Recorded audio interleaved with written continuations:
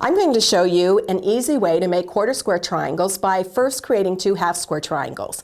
So in order to do that, we're going to take two squares of fabrics, put them right side together, and you'll notice there's high contrast, so we have a light and a dark.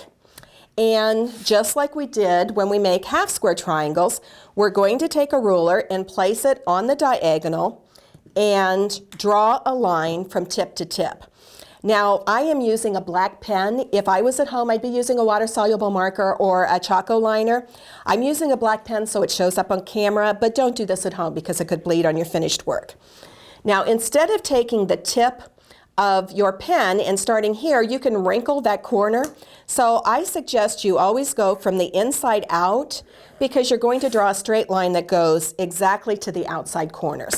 So now we're going to sew this just like we did the half square triangle by sewing 1/4 of an inch on each side of that center line. I've sewn 1/4 of an inch on each side of that center line. This time you'll notice I used black thread because I wanted it to show up on camera. If I was at home, I would match the lighter fabric. So in this case, I would have probably used a light yellow or a cream or something like that. So now I'm going to take my ruler and cut on the drawn line, which is going to create two half square triangles.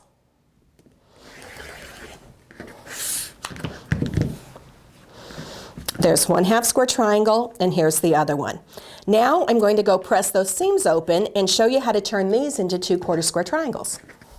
So now we've created two half square triangles, and we're going to turn these into two quarter square triangles by putting these right sides together, alternating fabrics, so the light is on the dark and the dark is on the light.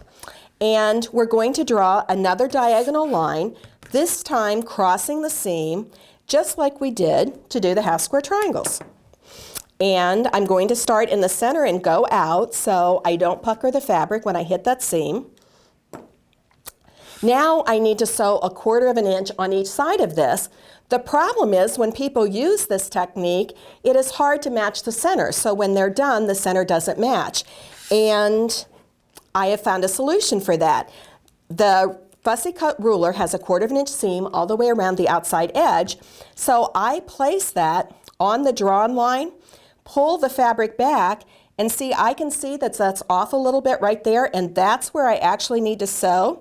So I'm going to take this and shift it up a little bit so it matches perfectly and put a dab of glue there.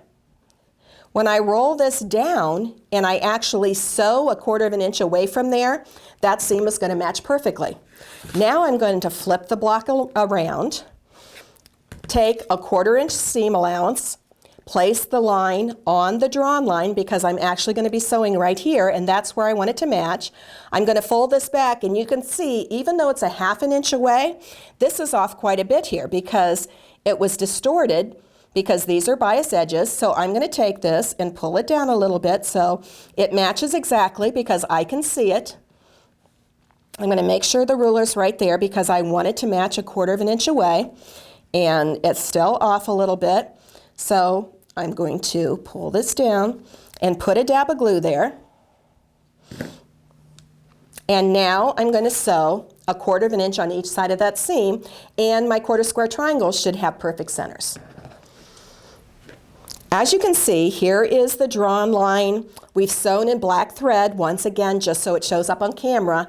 But at home, I would use a lighter neutral thread that would match this fabric. And now we're going to cut right on that drawn line.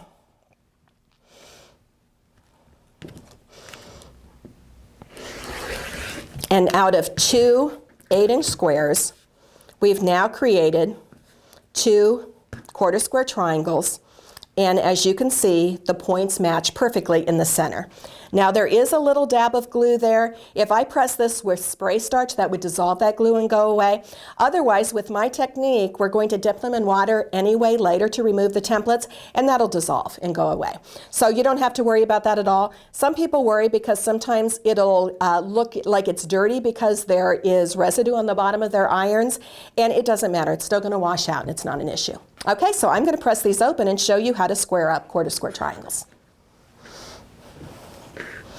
Now we have two perfect quarter square triangles. Once again, I press my seams open to alleviate the bulk that would be in the center.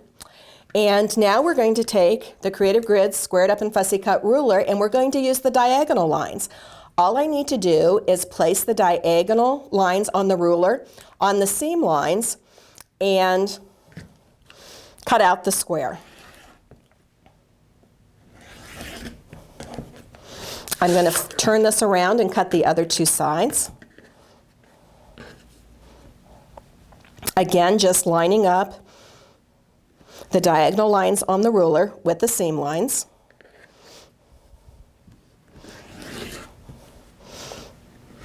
And I'll have a perfect 6.5 inch. Here, I'll go through and cut that a little bit, and I'll have a perfect 6.5 inch foundation block.